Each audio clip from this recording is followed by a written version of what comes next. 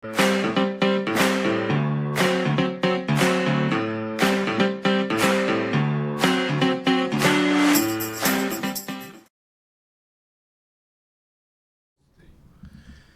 meus amigos e minhas amigas, meus irmãos e minhas irmãs, graça e paz da parte do Senhor vos sejam abundantemente multiplicadas. Olha eu de novo por aqui para mais um episódio do podcast mais assistido do Brasil no momento, podcast Transformadamente. E o podcast Transformadamente tem o oferecimento de patrocínio do Tony Silva Barbearia. Ó, que coisa espetacular, viu, gente? Olha, Tony Silva, a melhor barbearia de Caruaru, está patrocinando o podcast Transformadamente. Se você não quer passar o final do ano feioso, né? Não quer passar o seu Natal feioso, né? Então vai lá na barbearia Tony Silva, lá no Grande Hotel. É um parceiro aqui do nosso programa, do nosso podcast Transformadamente. Muito bom estar com você. Não sai daí. Como sempre, assunto maravilhoso, edificante, esclarecedor, uma reflexão importantíssima hoje sobre a relevância da educação no nosso país. Não sai daí, está muito quente o podcast de hoje. Comigo está aqui, ao meu lado, ele, a fera, o cara é demais, Elon Lopes. E aí, meus amigos? Paz e Cristo a todos, tudo bem com vocês? Vocês estão bem? Rapaz, eu tô feliz demais, mais um episódio, né? Graças a Deus, estamos alcançando aí essa marca do 8º episódio, se não me falha a memória. E agradecendo a você, a toda a audiência, agradecendo a você que chegamos à marca de 200 mil visualizações lá no perfil. Mais de 200 mil, já passou já. O negócio está crescendo, graças a Deus por isso. E agradecer, obviamente, a você que está lá interagindo, sempre lá comentando nas nossas postagens. Olha, é importante lembrar, nós temos um apoio jurídico aqui, é fundamental lembrar a você que nos assiste, nós temos aqui uma equipe jurídica trabalhando conosco, o doutor Marcelo Veras é o que coordena essa equipe, e estamos trabalhando aqui com muita responsabilidade. Um abraço, doutor Marcelo Veras, aqui de Caruaru, nosso advogado, e está conosco também nessa empreitada. Ou seja, você fique à vontade para comentar, curtir, dar a sua opinião, sua sugestão, lembrando, evidentemente, para você não cometer nenhum tipo de distorções, para você tomar cuidado e ser uma pessoa sábia e que faça a diferença onde quer que você esteja. Não é isso? Ó, sem perca de tempo, Elon, porque hoje eu quero dar uma ênfase bem maior para essa temática que eu julgo ser um dos temas mais importantes que nós temos que abordar. O podcast Transformadamente fala exatamente sobre isso, né? Transformar a sua mente. E eu acredito que um dos aspectos mais incríveis que pode transformar o indivíduo é a educação. Não é isso, Elon? Isso aí. Hoje vamos receber nos nossos estúdios aqui uma pessoa que domina o assunto, que sabe muito bem o que vai falar. É também um camarada que eu tenho já uma amizade com ele há muito tempo já, e eu tenho certeza que as pessoas serão edificadas hoje aqui. Quem é ele? Muito Apresenta bom. A fera aí, Elon. Vamos lá, ele é natural de Caruaru, Pernambuco, ele é presbítero da 2ª Igreja Congregacional Vale da Bênção, da Vila Kennedy, que é um bairro aqui em Caruaru, casado há 15 anos, ele faz parte do Conselho Tutelar, e aí a formação dele é longa aqui, tá? Falei aí, longa, cursando Direito, pedagogo, licenciado em História e Filosofia, com especialização em Psicopedagogia e Gestão Escolar também.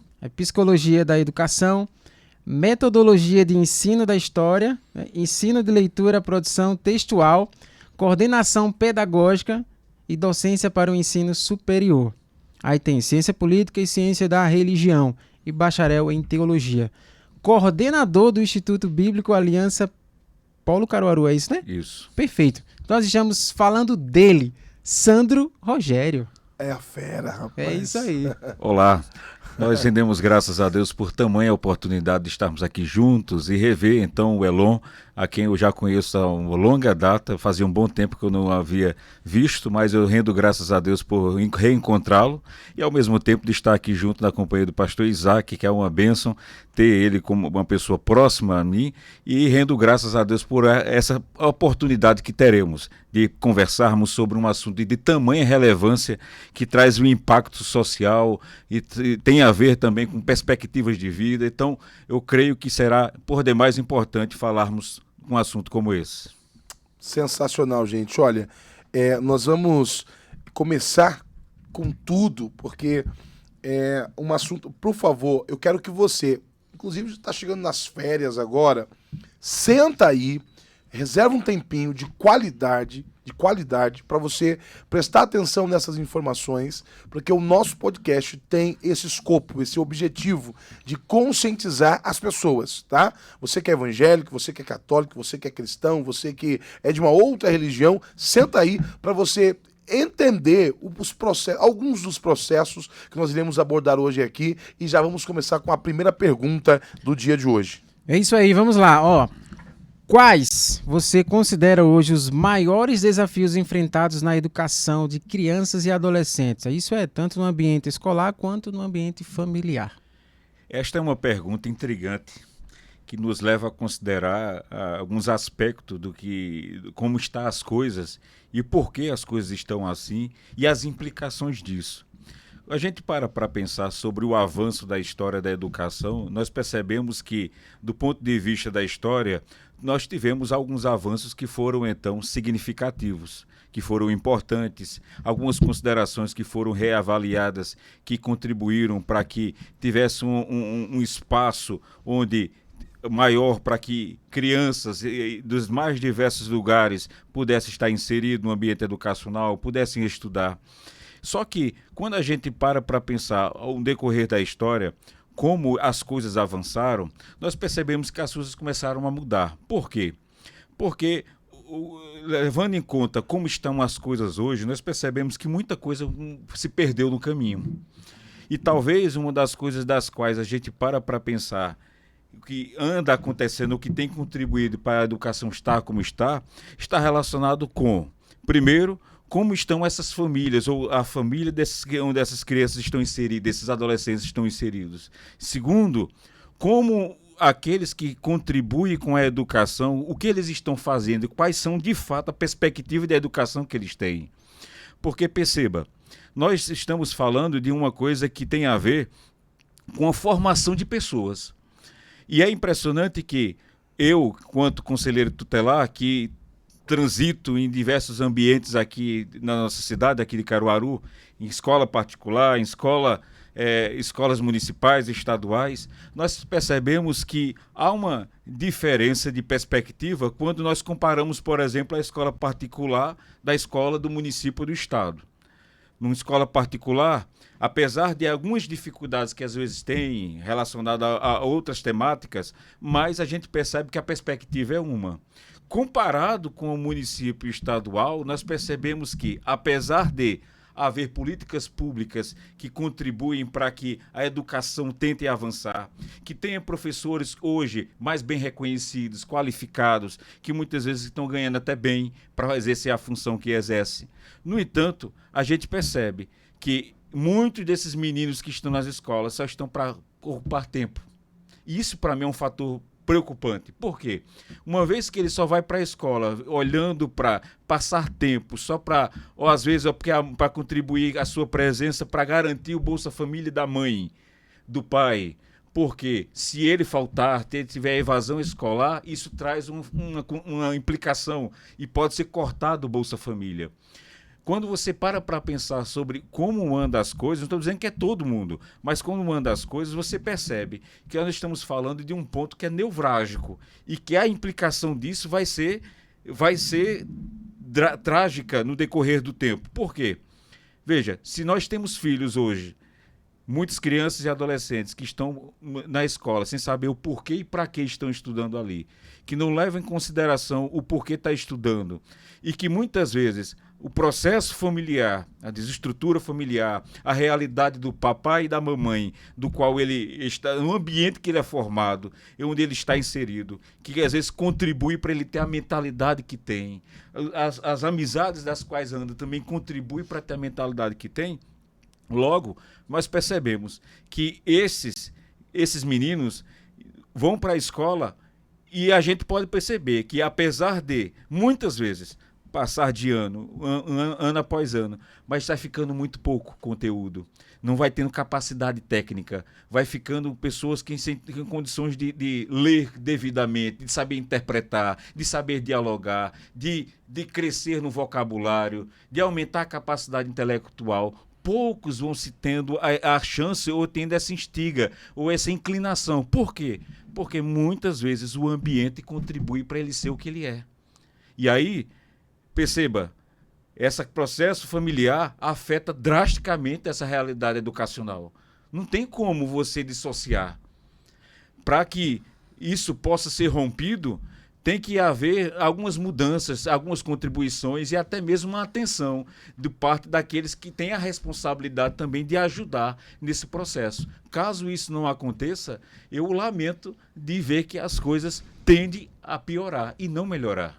Olha só, Sandro, bem interessante a sua fala. Veja só, os maiores desafios, Elon, ele está pontuando, ele é conselheiro tutelar, então ele conhece de fato, né, ele trafega dentro desse ambiente, no espaço público, espaço privado, a rede pública municipal de ensino, a rede estadual de ensino. Ele tem acesso a lugares que uma pessoa comum não tem. Isso. E ele tem informações que pessoas comuns também não têm, até porque a função para a qual ele foi eleito exatamente para essa mesmo. Para estar ali, crianças e adolescentes estarem sendo acompanhadas, porque existe o conselho exatamente para isso mesmo. Veja só, o senhor citou aí, presbítero Sandro, irmão Sandro, conselheiro Sandro, a ideia de que muitas vezes o aluno está inserido no contexto escolar, isso, mas apenas para cumprir tabela, preencher tabela, isso, para que o Bolsa Família não seja atingido, para que a mãe não perca. A pergunta é que não quer calar, e aí é por isso que a gente vai discutindo, desdobrando a política pública que o senhor disse que investe, que o governo investe, o governo municipal, o governo federal está investindo, e o resultado é muito pífio. Aliás, se você pegar os números do Brasil ultimamente, os piores índices na educação são do nosso país. Isso. E o investimento não é tão baixo como foi colocado aqui. É um investimento alto. Mas o retorno que estamos tendo é muito pouco, como ele acabou de pontuar, muito pouco. Como é que pode nós temos hoje no Brasil pessoas que são acadêmicos que sequer sabem a diferença do mais e mas? Eu estou falando de pessoas que têm curso superior e não possuem capacidade interpretativa.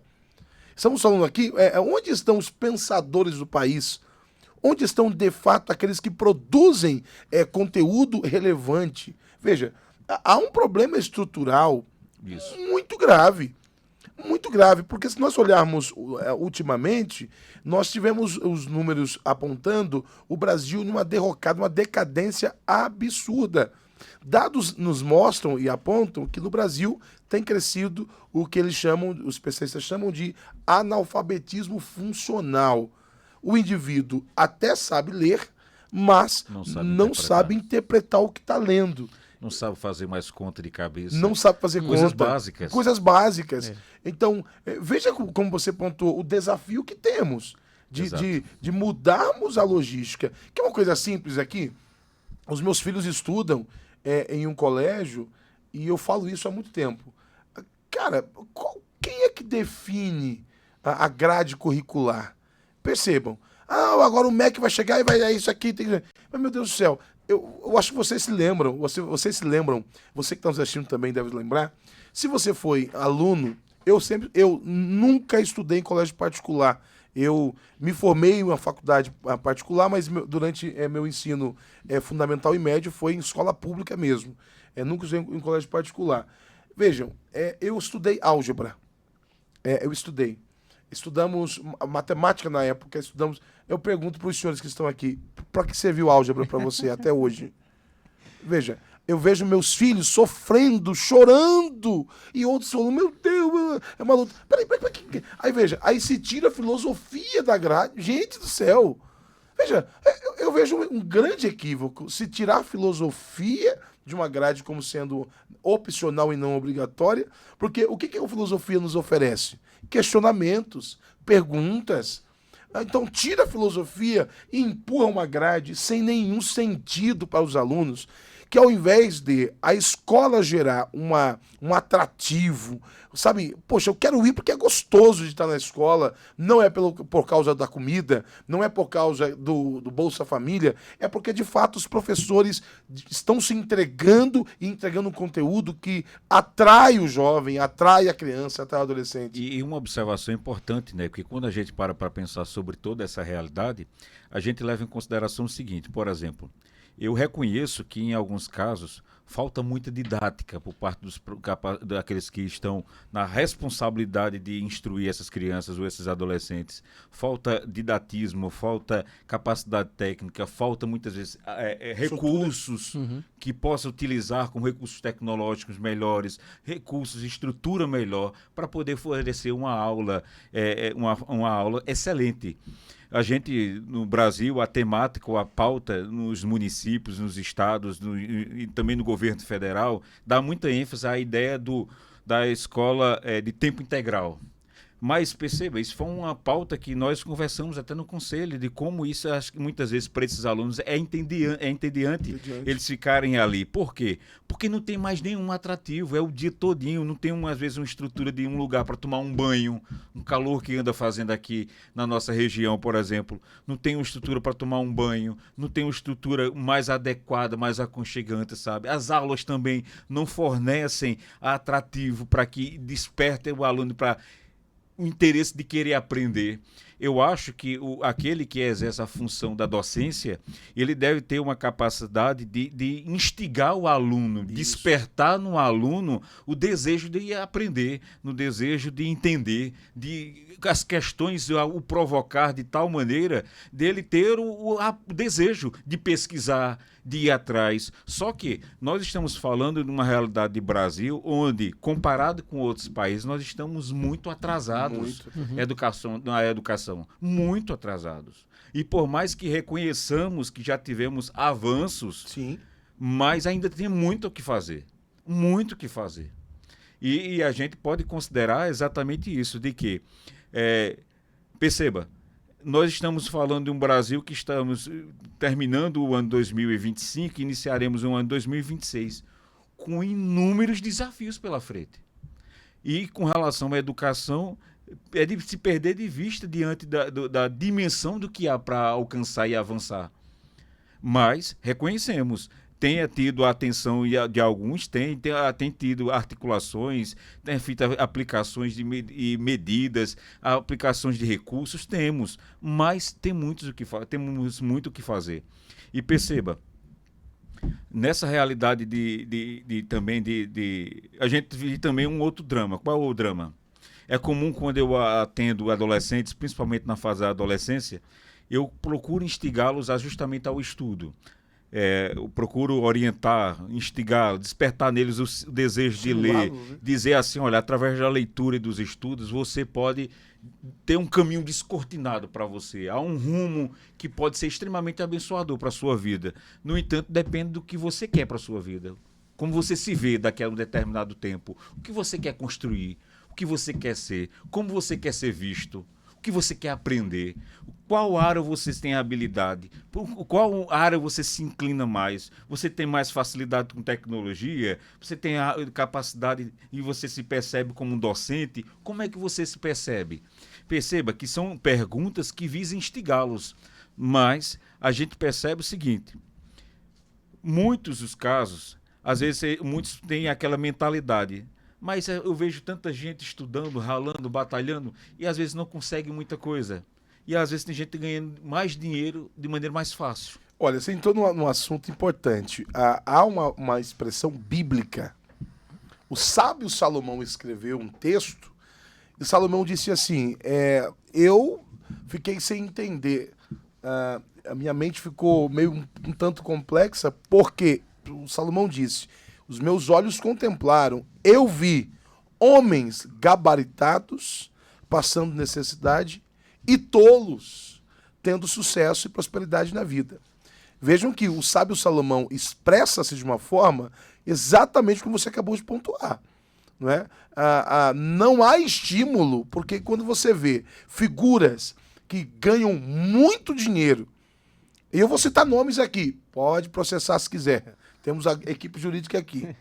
Como é que jovens se espelham e tem como herói e tem como referência Oruan?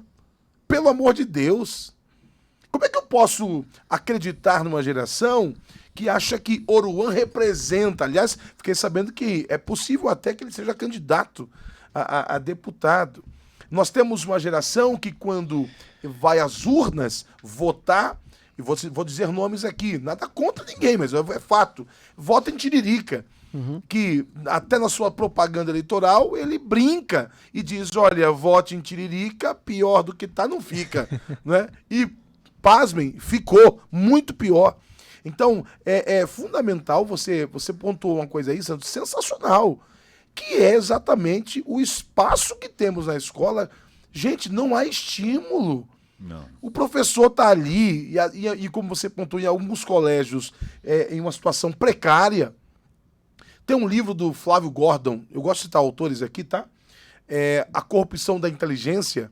Tem uma frase que me chamou a atenção ali no livro, quando ele diz assim, a má educação do Brasil não é um problema, é um projeto. Olha que coisa forte.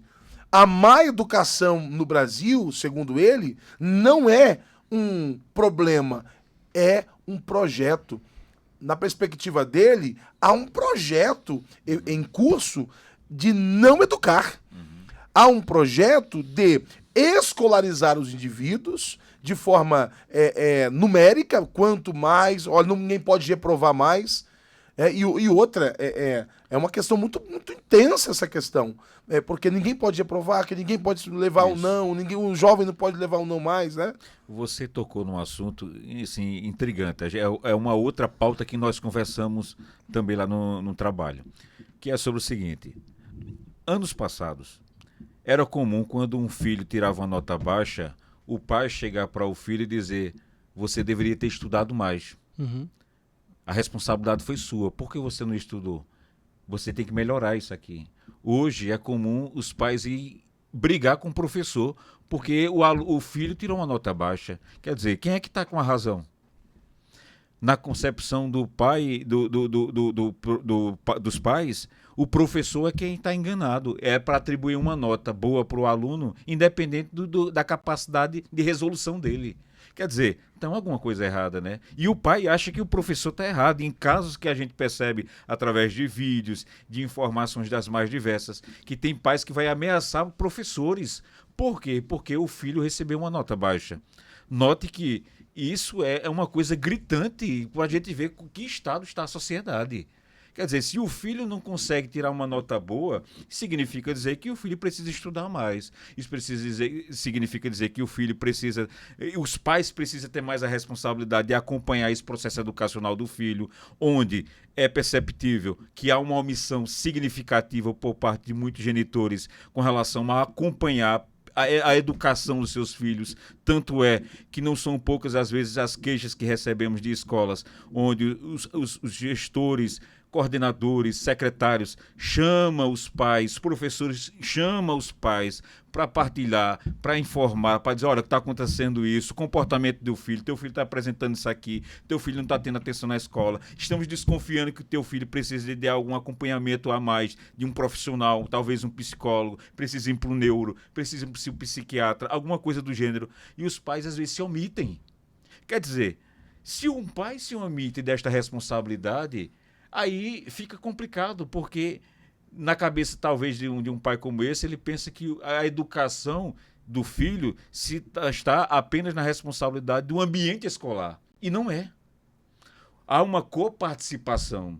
E os pais têm uma grande responsabilidade nesse sentido.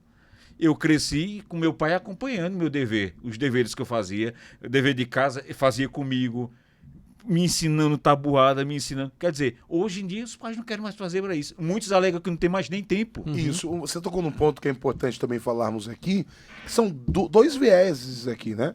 Bom, um é de fato a negligência pura e simples. Negligente, tá nem aí pra nada, o tempinho que tem que aproveitar mesmo tomando a sua cachaçinha e curtindo a sua vida, indo pras baladas da vida, e isso é um fato. Existem pais que são absolutamente e superlativamente irresponsáveis. São. Isso é um fato. Há um outro componente que são os pais que não conseguem acompanhar os filhos exatamente porque precisam sair muito cedo de casa para trabalhar, muito cedo. E eu tô falando aqui para o Brasil inteiro, Isso. tá? Então, existem pessoas que... Eu tô aqui no Nordeste, mas a realidade das grandes capitais é bem distinta, porque eu particularmente me lembro nitidamente quando meu pai ia trabalhar, isso é 4 horas da manhã de casa. Então, veja, passava o dia inteiro fora, minha mãe também o dia inteiro fora. E como é que lida com essa situação? Claro que existem dois pontos. Na nossa região, há uma certa... interior de Pernambuco, então o tom aqui é de interior mesmo, Isso. naquela movimentação toda. Mas existem pais que não conseguem acompanhar o ritmo porque desde a criancinha no berçário já tem que levar para poder ganhar o pão de cada dia. Isso é um fato. E vale destacar aqui também, Elon e Sandro, que esse projeto, veja como uma coisa chama a outra. Nós temos hoje a erotização infantil em evidência, em pauta. Aliás, você, no primeira pergunta aí, no finalzinho dela, você trata sobre a questão familiar, um ambiente escolar e ambiente familiar. Isso. Então, a escola não tem poder, de maneira alguma, até porque ela é limitada nesse aspecto, de interferir diretamente no que os filhos estão aprendendo dentro de casa. E aí, como você pontuou bem, o grande problema é que as famílias brasileiras, em sua grande esmagadora maioria, estão destruídas. Por quê? Porque estão desestruturadas. Porque há uma fomentação que todo tipo de família é válida. Todo tipo de família é válida. Veja, há muitas mães solos, a que eu me dirijo com muito respeito, com muito cuidado. Que tem um peso enorme sobre os ombros. Que tem um peso enorme sobre elas. Por quê? Porque, infelizmente, veja, tudo de forma antecipada, conhecer uma pessoa que não deveria conhecer, se envolver com quem não deveria se envolver, aí uma moça que se envolve com um rapaz e o rapaz não tem nem compromisso nenhum, aí daqui a pouco fica um filho criado sem pai, os pais são literalmente omissos. São omissos, e aí começa uma série de fatores, e aí começa a briga, o desgaste por questões de pensões alimentícias, uma série de fatores. Isso atinge a criança. Atinge a capacidade dela aprender. Aí fica um ciclo. Gera um desestímulo, né? É um absurdo. Então, como é que nós iremos ver uma sociedade melhor diante dessa situação que é gravíssima? É gravíssimo, gente. Tanto escola pública, que é, obviamente, onde os problemas são mais graves, né? Exato. Como você pontuou no início, há problemas na escola particular também. Tem. Mas não tanto quanto temos nas redes públicas municipais. De outras questões, né? Porque, por exemplo, há uma coisa que é comum. Nós estamos vivendo um período da história que temos condições de ter um aparelho como esse em mãos, que isso aqui resolve muita coisa na nossa vida. Sim. Capacidade de dialogarmos com pessoas, de resolver questões pessoais nossas através de coisas de banco, de pagamento, tantas coisas, isso facilita a nossa vida. Mas perceba, isso também pode se tornar algo que pode contribuir para esse processo negativo da educação também, porque é comum, diante da correria da vida, diante da pressão da vida, diante dessa realidade que os pais estão inseridos, qual instrumento eles utilizam para entreter os filhos? Eis aqui um objeto. E aí já é comprovado que isso aqui, em excesso, em adulto já acontece isso, imagina em criança e adolescente o potencial que isso tem de desencadear e incentivar e aumentar isso, a ansiedade, por exemplo, de desenvolver a ansiedade. E aí perceba, nós percebemos que através de um ambiente de crianças que crescem em lares que se intertem muito, o uso exagerado de tela, como de casos que eu já acompanhei, de que uma criança de 11 anos de idade está dormindo 2, 3 horas da manhã porque não conseguia largar o telefone e a mãe não tinha mais poder sobre ele dizer, me dê isso aqui. É grave a situação. Uhum. E aí, no outro dia, ele tinha que ir para a escola de manhã. Não tinha condições de acordar cedo para estudar. Por quê? Porque estava com muito sono. Foi dormir de madrugada, 11 anos de idade. Por causa de quê? O viciado nisso aqui. E veja o efeito grave disso aqui. E aí, fora questões de ansiedade, depressão, é gritante, né? Isso também se dá em escolas particulares, em razão de bullying, por causa também de processos familiares, em razão de crises existenciais, em razão de situações das mais diversas. E isso reflete como neles, na mutilação, no se cortar, no se isolar, no adoecer-se, no ficar deprimido, na ansiedade que se aflora a todo tempo e de repente há gatilhos que podem ser instrumento de despertar aquela ansiedade, de repente a pessoa está mal. Quer dizer, nós temos visto de maneira crescente em crianças e adolescentes esta realidade.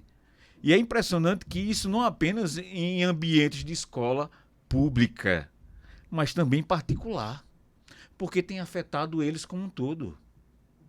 Essas realidades dessas tensões da vida, Sim. Essas realidades que é consequência de tudo isso e desse mundo que estamos vivendo, onde há muitas pessoas doentes emocionalmente. Sensacional. Muito bom. Essa foi longa, hein? Essa foi longa, mas é importante esse bate-papo, essa conversa adulta, essa conversa que atinge jovens e adolescentes. Mais uma vez, quero agradecer aqui a Sandro por ter aceitado o desafio de estar aqui conosco. Ele é conselheiro tutelar aqui do município de Caruaru, que não é um município pequeno. Hoje nós somos mais de 400 mil habitantes aqui na cidade. Então tem um volume de trabalho muito intenso. Inclusive, veio de uma ocorrência ainda há pouco. Isso. E, mais uma vez, vamos agradecer a Tony Silva, porque quem patrocina isso aqui, meu irmão, quem patrocina, está financiando esse tipo de conteúdo. Isso. Né? E muitas vezes a gente acaba, mesmo sem querer, patrocinando tanta coisa, né? Que não vai fazer bem. E aqui, obrigado, Tony Silva. Você é o cara, viu? Obrigado pela força. E vamos continuar seguindo aí com a próxima pergunta. Essa pergunta é a pergunta Tony Silva. É isso aí. Ó, tem uma pergunta muito boa aqui.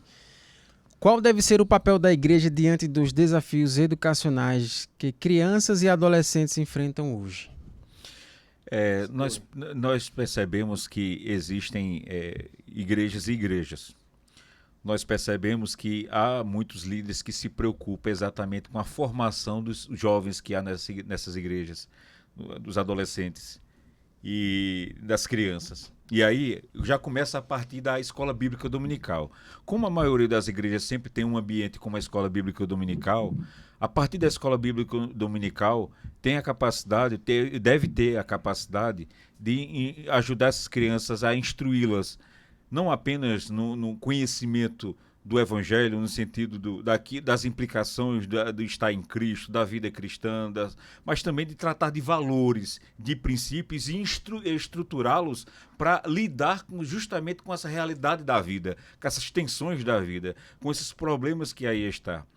Nós percebemos que quando nós temos igrejas e lideranças que se omitem diante de tamanha responsabilidade, no instruir, na doutrina, no explicar, de pregar a ponto de gerar entendimento para as pessoas, porque o que é que eu costumo dizer?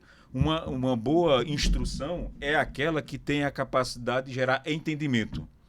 A melhor instrução é aquela que gera entendimento, que as pessoas compreendem as coisas, sabem exatamente o que está sendo dito. E veja, a igreja tem um papel significativo nesse processo de ser um meio pelo qual ajude até mesmo essas famílias que estão inseridas ali a prepararem melhor os seus filhos, de acompanhar esse crescimento dos seus filhos.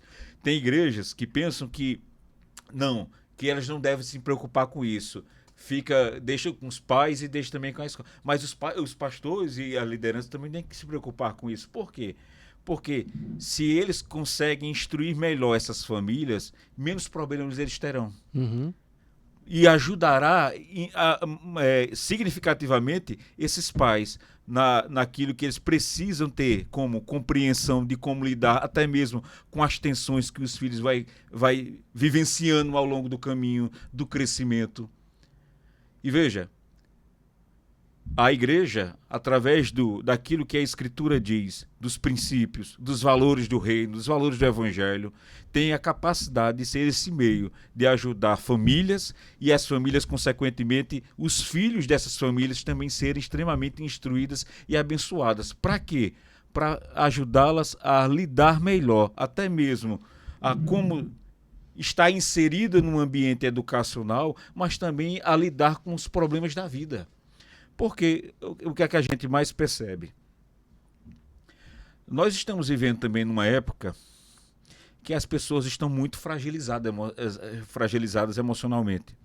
Então é comum, diante de alguma situação, diante de alguma coisa, você percebe a fragilidade das pessoas, no sentido do modo como elas se desestimulam, no modo como elas se colocam, no modo como elas começam a se lamentar da vida, do modo como ela começa a enxergar a vida, do modo como ela começa a desenvolver, a estar inserida em sociedade.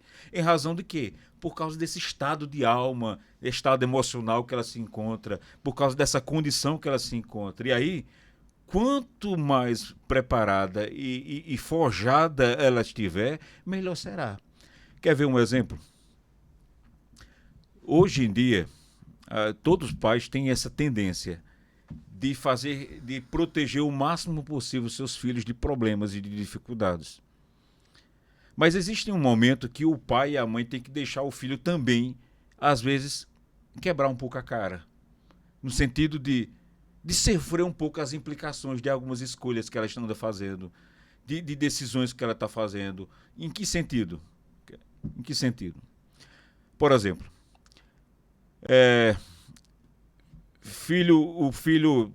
o pai sempre diz não para o filho.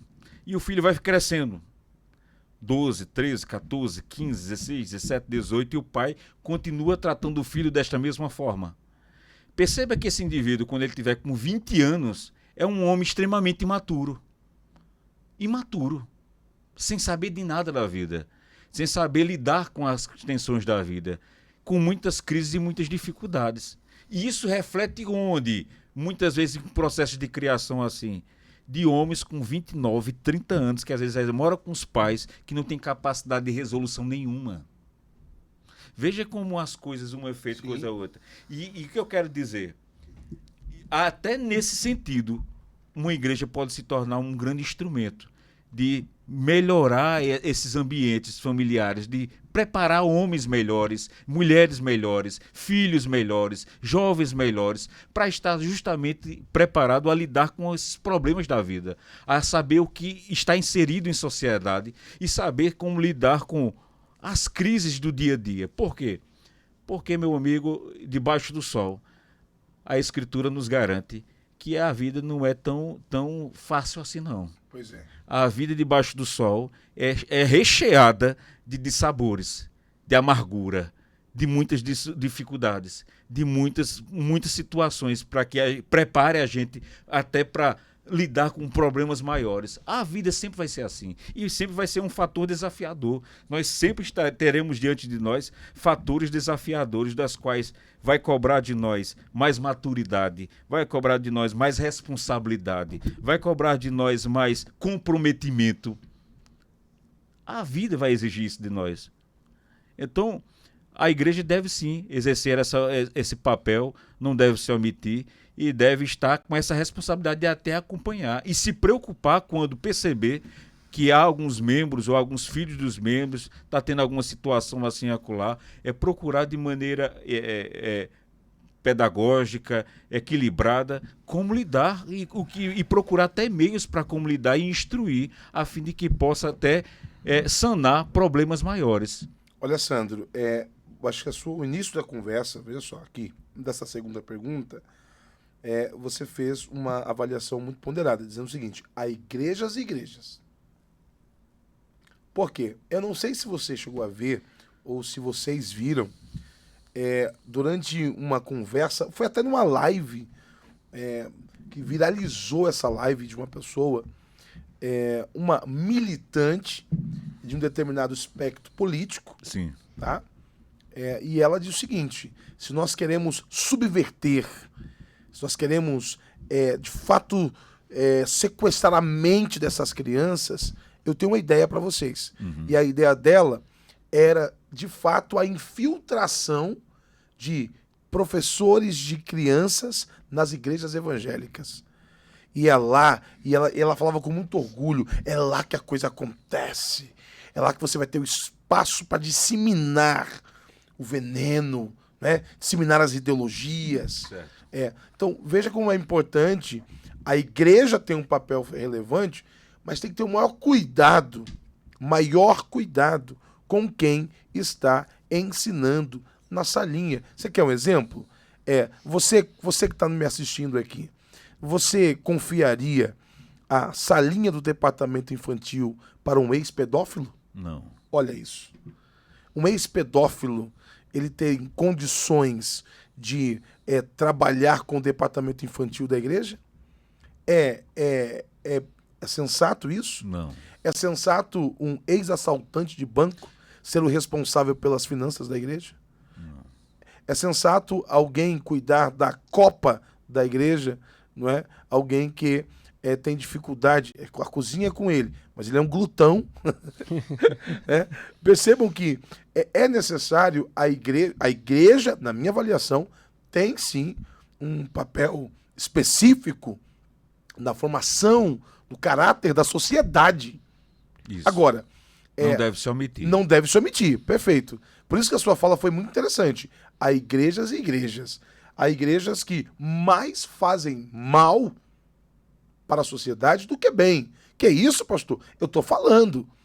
Infelizmente, não são todas, pelo amor de Deus, entendam. Há igrejas sérias, igrejas bíblicas, igrejas cristocêntricas, que fazem um trabalho absurdamente incrível neste país e no mundo. A igreja evangélica tem, inquestionavelmente, serviços prestados de forma acentuada. Isso. Há lugares que o Estado não chega e a igreja chega. Então, nós temos que fazer essa avaliação muito responsável. Isso. A igreja evangélica brasileira, eu falo da igreja evangélica brasileira agora, nesse momento, possui qualidades que são inquestionáveis. É fato também que, infelizmente, há igrejas com pensamentos equivocados, que desprezam a ideia do departamento infantil, que desprezam a ideia dos adolescentes, acham que não é tempo disso agora, que quando, na verdade, o tempo de educar é exatamente agora. E a igreja precisa se conscientizar disso. É necessário, igreja evangélica séria, investir no departamento infantil. E fica um alerta aqui para a igreja evangélica brasileira, para os pastores. Olha, na construção da sua igreja, foque nisso, em um espaço para educação infantil, com pessoas preparadas para isso, vocacionadas para isso. Porque o que você acabou de pontuar, há muitas mensagens que são pregadas e que as crianças não compreendem. Então é indispensável que tenhamos uma mensagem bíblica que elas possam compreender. Compreender. Você falou uma coisa sensacional, que o indivíduo que está ensinando e a pessoa não consegue entender o que ele está falando, é indispensável que faça uma reavaliação nesse aspecto pedagógico, né? Porque deve gerar entendimento. Né? Entendimento, tem que ter entendimento. E outra coisa importante, a própria igreja também, fica outro alerta aqui, é preciso classificar a faixa etária. Porque eu já percebi, inclusive na nossa igreja, que se acostumam tanto com a salinha, e é tão bom a salinha, porque geralmente o que se oferece na salinha é pipoca, salgadinho, é cineminha e joguinho. Não. Na verdade, a igreja precisa, durante o culto aqui embaixo, ou na lateral, não sei como é que é geograficamente aí na sua igreja, o culto para os adultos aqui, o culto também deve ser promovido para as crianças. Isso. Elas precisam começar a entender a dinâmica, né? E olha que lá na igreja que eu sou membro, nós tivemos uma resolução quanto a isso. Só vai para a sala do departamento infantil, à noite, no culto solene, crianças de 2 a 8 anos de idade. A partir dos 9 fica na igreja, no templo. Por quê? O que é que nós consideramos, nós quanto lideranças, tivemos consideração? Com a idade de 9, 10, 11 anos, ele está entendendo o que o professor diz. Como é que ele não vai entender o que o pastor está falando? Olha só que sensacional. Olha, você ele às vezes está assistindo materiais aí teóricos através do TikTok, e por que não vai entender o que o pastor está pregando? Claro que vai entender. Exatamente. Olha, qual é a sua opinião? Na igreja, quando a criança completa 9 anos, ela deve permanecer no departamento infantil ou ela deve, de fato, ir cultuar no templo, porque já tem uma compreensão do que está sendo pregado? Tem Então, capacidade de entender. Comenta aqui embaixo qual a sua opinião para isso. A criança completou 9 anos de idade, 9, 10 anos de idade. Ela deve continuar na salinha do departamento infantil ou ela deve já ir para o templo, para o cultuar, para entender a mensagem do evangelho sendo pregada já no templo? Eu preguei uma vez numa igreja que eu estranhei quando eu vi meninos de 12 anos, que já é adolescente, segundo o Estatuto da Criança e Adolescente. 12 anos, como adolescente, descer para a sala do departamento infantil. É uma idade que, nossa, 12 anos, ele deveria permanecer. Você citou uma coisa importante. Qual é a idade que o Estatuto estabelece para ser adolescente? Criança e adolescente? 12 anos. Então, criança e adolescente. Criança até 11 anos, 11 meses e 29 dias, né? Olha isso. Então, 12 anos já é adolescente. Isso. Olha isso. Tá vendo? Até os 17 anos, 29 dias, né? Não, 11, do caso, 17 anos. 17 anos e 29 dias. Quando ele completa 18, então já é considerado uma pessoa que o estatuto já não cobre, já não aplica essa medida para ele. Aí eu vou chamar aqui agora, é sua opinião também, não tô nem aí. Certo. Eu quero nem saber. Não tá no script, né? Aí agora aqui, eu tô saindo do script aqui. Certo. Você falou 17 anos e 29 dias, Isso. né? A pergunta é que não quer calar. O Sandro, conselheiro tutelar, qual a sua visão em relação à maioridade penal, menoridade penal? O que você acha que no Brasil seria interessante? Porque há ainda em tramitação esse projeto da maioridade penal. Você acredita que no Brasil deva-se mudar isso? Ou, de fato, 17 anos é um garotinho ainda? E como é que é a sua opinião sobre isso? Eu não acho que é um garotinho, até porque o Estatuto da Criança e Adolescente prevê de que adolescentes cometem atos infracionais. E aí esses atos infracionais, o próprio Estatuto estabelece de que ele deve cumprir medidas. Essas medidas podem ser aplicadas de diversas formas. Talvez uma das mais drásticas é ele estar, por exemplo, na FUNASE, passar alguns meses ali, interno. Num ambiente onde ele terá assistência de assistentes sociais, psicólogos, pedagogos, enfim, que vai ajudá-los no processo ali. O que o Estatuto prevê é ato infracional. Agora, essa é uma discussão, Isaac, que eu fico pensativo, porque é o seguinte: conquanto a sociedade muitas vezes clame que, de fato, o adolescente que cometeu o ato infracional, né, ele pague da mesma forma como um adulto e tudo mais, eu acho que a discussão deve começar a partir do seguinte. Primeiro, acho que os próprios estados devem rever o sistema prisional que eles têm. Se eles querem aplicar uma medida como essa, então que comecem até a construir mais presídios, mais estruturados, mais organizados, porque é fato, o sistema prisional brasileiro anda muito defasado há muitos anos. Há muitos anos. E a estrutura que lá não suporta e não tem capacidade de suportar nem o que os estão ali. Imagine se fosse rever uma questão como essa e botar adolescente lá dentro. Teríamos um grande problema. E talvez, se fosse até para rever uma coisa como essa, a coisa teria que ser muito mais estudada, muito mais reavaliada, porque na condição que temos hoje, no Brasil não teria condição de ser aprovada uma lei como essa e, de repente, jogar esses adolescentes nesse ambiente, que talvez, qual é a expectativa que nós temos? Nós, quanto agentes, como conselheiro, agentes que aplicam medidas, né, em alguns casos, já outros vinculados aos atos infracionais, quem vai aplicar é a vara de infância, a partir do juiz ou da juíza, e com a atuação da promotoria, enfim. Mas o que é que a gente precisa levar em consideração?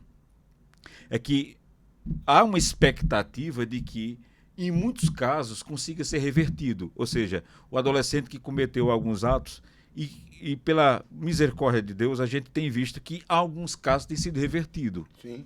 Tem sido revertido. Outros não. Outros o indivíduo enveredou por aquele caminho e foi de mal a pior, não quis ouvir ninguém, não quis parar para pensar sobre as implicações do que ele estava fazendo, o que ele estava mergulhado, o que ele estava inserido, de repente então vai e a coisa vai piorando para ele. Olha, você está falando de um assunto, que esse assunto eu tenho... É um assunto delicado. É muito, para mim, muito valioso, porque quando eu me formei na faculdade de Direito, o meu tema da minha monografia foi a importância da religião no processo de ressocialização do presidiário. E eu fiz uma análise profunda, exaustiva, bibliográfica, um estudo bibliográfico incrível. Eu usei mais de 40 livros para falar sobre esse assunto. Como base, usei um livro de Rogério Greco, Sim. Sistema Prisional.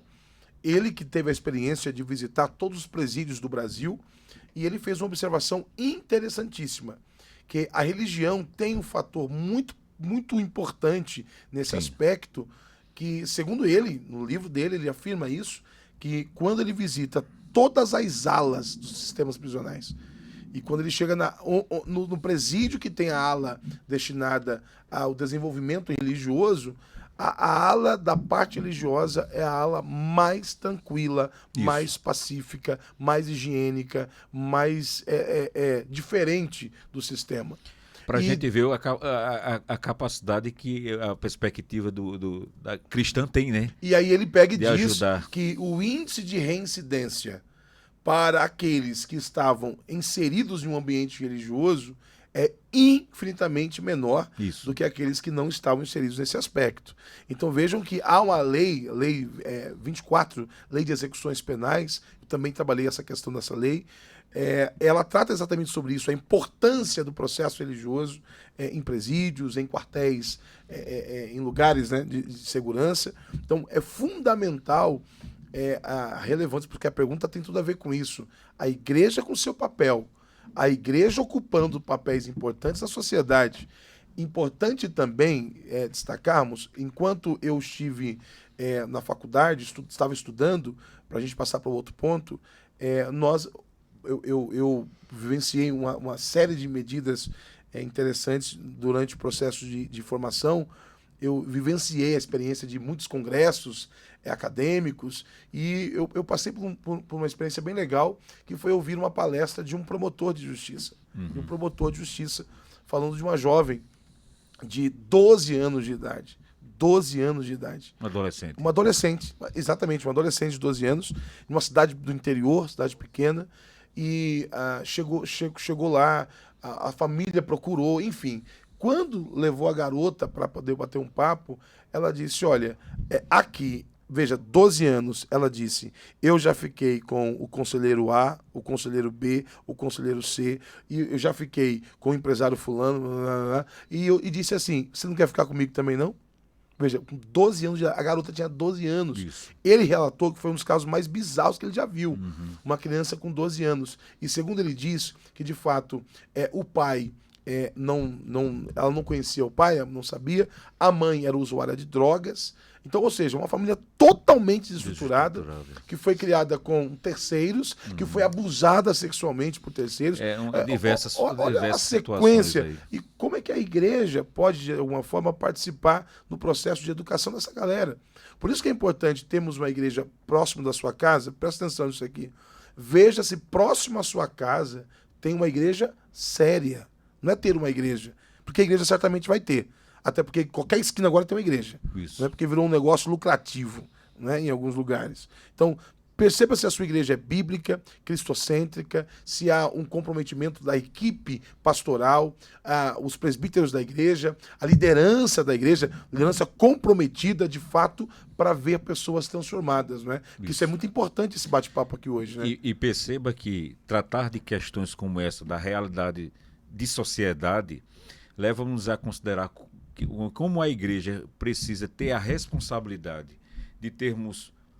de apoiarmos e de incentivarmos, de fazer com que cristãos bem formados, preparados e que tenham o evangelho como uma premissa, um valor maior, ou como algo que de fato mudou a sua vida e é algo que ele carrega como sinônimo de esperança e significado para a vida. Como é importante na sociedade, nas diversas esferas da sociedade, nós termos bons cristãos ali, atuantes. Porque uma mentalidade cristã, ela tem valores, ela tem uma ética, ela tem uma forma de enxergar a vida, diferente de uma outra pessoa que não tem essa mesma formação e essa mesma influência. A percepção e a atuação muitas vezes é outra. Eu posso lidar com os valores que eu tenho, a perspectiva que eu tenho, lidar com uma questão de uma forma. E uma outra pessoa, com outra formação, com outra perspectiva de vida, vai lidar de outra. E as implicações é diferente. Então, a igreja não pode se omitir. Não pode se omitir. Perfeito. Isso é bom. Mais uma pergunta, Elon. Vamos lá. Ó, Essa é a última, hein? essa é a última, né? Então vamos lá. Como ensinar os princípios cristãos em um contexto social cada vez mais plural e diverso, sem gerar conflitos ou exclusão? Perceba que esse é um assunto assim intrigante, porque de fato a nossa realidade de sociedade evoca muito e destaca muito essa ideia do pluralismo, né? Nós não temos uma verdade absoluta, tudo é relativizado, nós temos verdades e não uma verdade. Então, o cristianismo chega nessa realidade social mas se afirmando a partir das pessoas das quais Deus levanta e usa para afirmá-los, mostrando que o Evangelho é uma mensagem e uma proposta totalmente distinta das demais. Então, eu creio que não tem como, em alguns aspectos, não haver choque. Vai sempre haver.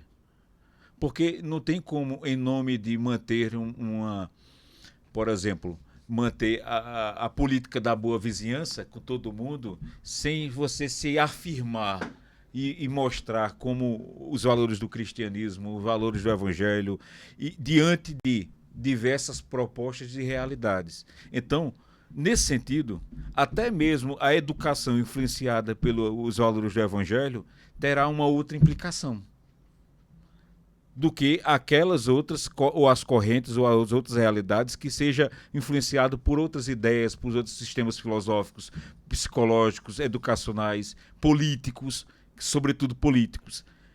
A implicação é outra. E veja, você tocou num assunto que isso tem a ver com o que você tocou aqui mais cedo, antes, falando sobre a questão da música, sim, que teve aqui, que teve a formatura, sim. E que ganhou repercussão nacional. Perceba que isso é uma denúncia, simplesmente uma denúncia, de como esse mundo relativizado, e como diz Zygmunt Bauman, esse mundo líquido que estamos vivendo, veja o efeito disso. Está demonstrado naquilo que as pessoas curtem, absorvem, aprendem, desenvolvem, curtem, almejam, se apaixonam, vivem. Essa música, ou as músicas as quais eles estavam ouvindo e que escutam muito, demonstra exatamente isso. Como nelas não há mais valor, não há mais discernimento entre o que é bom e o que não é bom, o que é ético e o que não é ético, o que edifica e o que não edifica. E o Evangelho vai na contramão de tudo isso. É interessante, porque o que eu olhei, eu estive participando de uma formatura e isso me levou porque eu estava presente e lá eu já estava estressado, já disse, meu Deus, isso não pode existir. Não é? É um contrassenso absurdo quando a equipe cerimonial, de forma brilhante, porque eles se apresentam muito bem, eles começam a chamar o nome dos formandos. Isso. E diz assim, fulano de tal, ele que passou, fez vestibular para direito e medicina e administração, e passou em várias faculdades, vem pra cá fulano, aí o fulano vem. Quando o fulano vem, aí, ou a fulana, né, no caso, aí vem a moça que passou em várias faculdades, será a futura dentista, a futura médica, a futura advogada, a futura administradora, ela vem rebolando até o chão, com músicas que maltratam a mulher, que desfazem, denigrem, sabe? E a garota de 16 para 17 anos, rebolando até o chão, provocando as outras amigas a fazerem a mesma coisa. com uma música horrorosa, terrível. Como é que veja, como é que alguém, qual o futuro dessa profissão, dessa profissional? Meu Deus do céu, como é que pode jovens, 16, 17 anos, eles entravam bebendo, embriagados, fazendo gestos obscenos? Como é que pode? Isso aqui é um corte, você tem que fazer esse corte aqui precisamente. Qual é a sua opinião, você que está aí nos assistindo? Você acha certo, acha justo famílias que estão reunidas ali numa formatura e ver os filhos, os netos, bebendo, se prostituindo lá com músicas terríveis, porque foi repercussão nacional. Um grupo dizia assim, rapaz, como é que pode? Isso não pode acontecer. Enquanto outro grupo dizia assim, pronto, está estragando as festas das crianças, a festa dos meninos. Não, nós não podemos achar que é normal formandos, que serão futuros profissionais, achar normal essa musicalidade horrorosa, esse lixo cultural que mancha a imagem da mulher, que denigra a imagem do homem, que objetifica a mulher. Isso não pode ser normal. Não podemos aceitar, em nome da diversidade, em nome da cultura, pluralismo. Pluralismo. Né? Não. Isso é normal, isso é doentio. Isso. E nós temos que ter um posicionamento, né? E você percebe que não tem valor nisso. Qual o valor? Eu cresci numa época que eu sou da década de 80, nasci na década de 80. Eu cresci sabendo discernir o que era boa música, o que era uma música ruim ou uma música mais ou menos. E esse parâmetro a gente vai tendo como no decorrer da vida, né? E a gente percebe na nossa realidade cultural do Brasil, nós temos bons poetas, nós temos bons compositores, nós temos bons artistas. Sim. Mas você percebe que a tendência da maioria é curtir e aproveitar mais esse tipo de coisa, do que valorizar de fato o que é cultura realmente, o que é valor, o que fala realmente daquilo que tem a ver com, por exemplo, exemplo, um Luiz Gonzaga da vida, que é um forrozeiro, mas que canta muito a cultura do Nordeste. Veja. Fatos, cantava fatos, né? Pois é, você vê, isso é uma realidade. Agora perceba esses artistas mais modernos, o que é que eles têm como mensagem. Elon, você que é músico e que canta, você acho que deve doer em você também, né? Muito. Ver essas pessoas fazendo muito sucesso, cantando esse lixo cultural, não é isso? Com certeza. E assim, o pior de tudo é ver e saber que no meio cristão também existem pessoas que consomem isso, que escutam isso, que fazem questão de postar isso em redes sociais. Isso. E eu fico imaginando assim, meu Deus, como que está, né, a sanidade mental dessas pessoas com relação a uma qualidade musical que não agrega em nada, né? Você pontuou aí duas coisas interessantes, que antes, né, no nosso tempo, eu também sou desse tempo aí. Eu também sou também. Né, a gente conseguia colocar isso na balança. Hoje em dia, sim, do mesmo jeito, é assim, a música ruim e a música péssima. Porque fica difícil você ouvir. Eu passo em determinados lugares assim que não tem como, né? A gente acaba ouvindo isso, não absorvendo. E eu fico com vergonha de certas letras que tem por aí. Eu falo, meu Deus do céu, aonde que essa sociedade vai parar desse jeito? E demonstra exatamente isso, que não há critério, não há valor. O que vale é o que faz sucesso, né? Exatamente. É o que é apelativo, Pragmatismo, né? pragmatismo. É. Então você percebe que isso é danoso. Sim. E isso demonstra exatamente como as coisas estão desvalorizadas.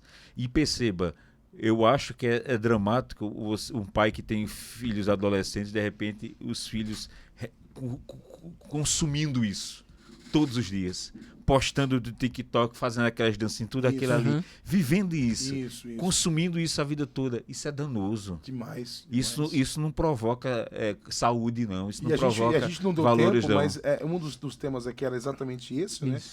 Como lidar com a influência das redes sociais e da tecnologia, da educação emocional e intelectual das novas gerações. Isso. Uma baita pergunta, que nós não tivemos tempo aqui. Mas tratar isso de forma responsável. Eu só queria fechar, assim, eu sei que nós estamos caminhando para o fim, é sobre o seguinte. A gente falou aqui sobre a ideia do consumo, né, exagerado, e os adolescentes e crianças como estão fazendo uso muito disso aqui. e como os pais andam omissos. Não omissos apenas de acompanhar o processo educacional, mas até mesmo de levar em consideração o que é que de fato o filho está consumindo, o que é que ele está tendo acesso, com quem ele está conversando. Tem que ter esse cuidado. Olha, tem um filme que eu assisti que é chamado Confiar. É um filme que fala de uma menina que ela é o alvo de um pedófilo. E esse filme eu acho que todo pai deveria assistir. Todo pai deveria assistir. Porque é através disso aqui que ela se torna-se alvo desse predador. E aí você percebe que isso, as pessoas pensam que isso não acontece. Acontece com os filhos de todo mundo, menos com os filhos dela. Mas, meu amigo, não está no gibi a quantidade de denúncias de situações que às vezes a gente, até nós como conselhos, acompanhamos situações como essa. E os pais são extremamente irresponsáveis. Quer dizer, perceba que tem que ter essa responsabilidade com quem anda, com quem vai, para onde vai, ter responsabilidade de cobrar do filho. Você não vai para onde você quer, você não chega no horário que você quer, estabelecer limites. Todo filho precisa de limite. Sim. E é os pais que impõem isso, não é a escola, Isso. não é a professora da sala de aula. E perceba que um agravante é de casa que os filhos reconhecem quem é a autoridade. Os pais perderam a autoridade com os filhos há muito tempo. Agora, você citou uma coisa importante, eu preciso destacar isso aqui, porque eu fui para um debate com um professor, inclusive, e eu citei o pensamento de Karl Marx. Certo. Eu destrinchei exatamente o que Karl Marx pensava Certo. no que diz respeito à autoridade. E ele dizia exatamente isso, que tínhamos que quebrar essa ideia de autoridade. Aliás, tem um livro que eu recomendo do autor, acho que é Valmir Ribeiro, acho que é o nome do autor, O Cristão e a Universidade. Ele diz que Karl Marx era filho de burguês. Isso. E ele observando como o capitalismo crescia, ele observa o seguinte, que o capitalismo dava muito certo e principalmente quando a família estava totalmente organizada. Então ele disse o seguinte, bem, não dá para atingir o capitalismo diretamente, mas dá para subvertê-lo aqui embaixo. Então, se nós desestruturarmos a família, atingindo a família, é possível que a gente atinja o capitalismo. Está no livro dele escrito isso. Então, veja, essa é a ideia também de a quebra de autoridade, a quebra da hierarquia. Isso a gente está perdendo efetivamente. Eu me lembro que na minha época, da época de vocês também, professor era autoridade. Eu me lembro que inspetor da escola, autoridade. Eu estudei num colégio público lá em São Paulo, que quando o professor, ou qualquer pessoa chegasse em sala de aula, nós ficávamos de pé, todo mundo de pé, para receber as autoridades que haviam chegado. Então vejam o quanto isso vai se mudando. Hoje a gente vê professores apanhando. Isso. Vemos Que é alunos... uma questão coisa muito séria. grave. E você citou agora. Antigamente os pais cobravam dos filhos melhores notas. Hoje vão para cima do professor e quer bater no professor. Então é uma série de fatores que a gente está acompanhando com muita dificuldade. Como o podcast ele tem um escopo efetivamente cristão, o nosso objetivo aqui é provocá-los mesmo, é provocar no bom sentido, para que tenhamos... Você falou uma coisa aqui, Sandro, sensacional. Para que tenhamos mais pessoas preparadas com a mente de Cristo, exercendo funções que possam contribuir para uma sociedade melhor. Isso. Acho que isso é fundamental. E um conselho que eu dou para você que irá se formar, você que é cristã, você jovem cristã, jovem cristão, moça, rapaz, você que está crescendo aí, na sua formatura, eu fiquei muito triste. Eu compartilhei com uma pessoa isso. Eu disse, meu Deus, como é que numa formatura que eu participei, ninguém glorificou a Deus? Não teve nenhum aluno que cantou uma música gospel sequer. Nenhuma música. Não houve menção, nenhum momento de Deus. Nenhuma música assim, levantando. Nenhuma, ninguém. E, infelizmente, até os filhos dos crentes estavam fazendo dancinha, um passinho Jamal, parece que agora é o passinho Jamal, que é a coisa mais absurda. A letra dessa música é nociva, é deplorável, é vexatória, é vergonhosa, é deprimente. Isso. Então, nós como cristãos temos que nos posicionar. O meu posicionamento é claro. Eu já disse para minha filha, ela está com 16 anos. Eu disse para ela o seguinte, minha filha, veja só, se for para fazer formatura, para se fazer que esse povo está fazendo por aí, então não precisa fazer esse movimento. fique em casa mesmo, porque eu quero ver uma sociedade limpa, bonita, organizada. Não é que eu sou melhor do que ninguém, eu não sou melhor do que ninguém, mas eu acredito no poder transformador do Evangelho, que tem essa capacidade de transformar a nossa mente. Amém. E uma mente transformada pelo Evangelho certamente contribui para uma sociedade melhor. Exato. Amém, Sandro? Amém. Meu amigo, obrigado. Vamos terminar agora nesse exato momento. Terminou? Terminou já? Tá, quantos minutos aí? Falta um minuto. Agora ele vai falar agora para terminar. Bem, eu quero render graças a Deus por esta oportunidade e quero louvar a Deus por tudo isso. E a minha oração é que esse instrumento aqui, transformadamente, possa alcançar milhares e milhares de pessoas e que o nome do Senhor continue sendo glorificado através de um meio como esse. Que Deus abençoe você, Elon, abençoe você, pastor Isaac, nessa intenção, nesse objetivo, nesse projeto, que eu acredito que o Senhor fará grandes coisas através dele. Obrigado, Elon, contigo, minha filha. É isso, obrigado você que continuou aqui conosco aqui nesse podcast, nesse episódio maravilhoso. Não esqueça, se inscreva no canal, deixa o seu like, comenta aí o que você achou desse episódio, isso é muito importante. E mandar um abraço pro nosso parceiro Tony Silva. Ó, você tá vendo aqui esse visual dessa barba aqui, esse cabelo? Eu fui lá hoje, né? Eu vou lá a semana que vem eu tô indo lá, hein? É isso aí. Semana passada eu disse que iria, não deu tempo, mas essa semana agora eu não vou virar o ano sem dar o talento, eu e meu filho. Pois é, perfeito. E ó, vocês que estão aqui acompanhando o nosso episódio e querem participar de uma promoção especial lá do Tony Silva, é só você, vai aparecer aí na tela o contato dele, as redes sociais, você dá um oi lá, fala, oi, assisti o podcast, eu quero saber o que é o bônus ou o brinde que eu vou ganhar aí, porque eu estava assistindo o podcast. É isso. Grande abraço para vocês, Feliz Natal. Né? Rapaz, vamos desejar o Feliz Natal, verdade, Feliz Ano Novo. Feliz Ano Novo já, né? Feliz Natal já foi, né? Porque o Natal já passou, já passou, Feliz Ano Novo agora. Mesmo. Mais um episódio, esse aqui vai ser lançado agora, tá? Olha, irmãos, aqui não há inverdades, aqui nós trabalhamos com a verdade. Isso. Nós gravamos o podcast e publicamos toda sexta-feira às 19 horas. O cristão não pode ser igual ao mundo. Ah, mas a gente tem que fazer uma maquiagem e dizer assim, hoje nós estamos aqui na sexta-feira ao vivo. Não é. Esse programa é gravado, tá certo? E é publicado toda sexta-feira, porque aqui vocês estão lidando com homens e, sobretudo, homens de Deus. Amém. Tá bom? Deus abençoe vocês. Então, esse podcast está imperdível. Você não pode ficar de fora. O cristão em educação, a influência da educação no nosso país. Beijo no coração, gente. Valeu! Tchau.